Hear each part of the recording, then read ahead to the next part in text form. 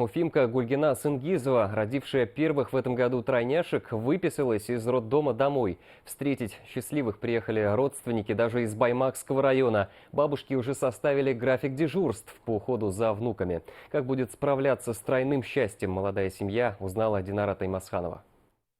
Девочка третья у нас Гюли, а вот этот мальчик Мухаммед, второй родился у нас, а вот этот Мирас, самый первый у нас. Гули, Мухаммед и Мирас. Именно у этих малышей появились еще в утробе. Когда УЗИ показала сразу троих пузожителей, первая реакция родителей была шоком. Ни у кого в роду Сынгизовых сразу такого пополнения еще не было. Ну, двойняшки есть со стороны мужа, а вот с моей стороны нету. Это для нас, конечно, сюрприз такой был, то, что тройня. Боялась, то, что не выношу. Слава Богу, что выносила, родила. Сначала тоже шоковое состояние было, потом уже обрадовался.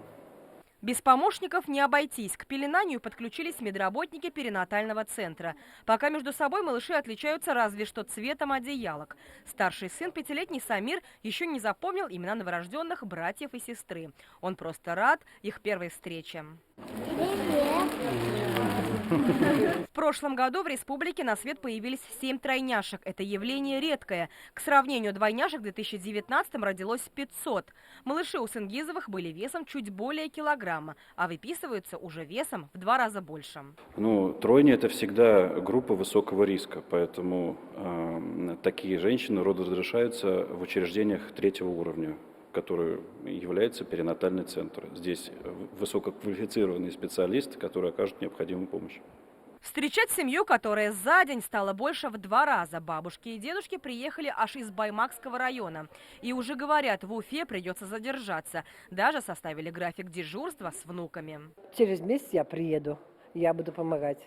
Но, наверное, если надо будет, я подольше буду. Я свободная, я пенсионерка. Она медик, тем более, поэтому сперва она будет помогать. Своего жилья у Сынгизовых нет.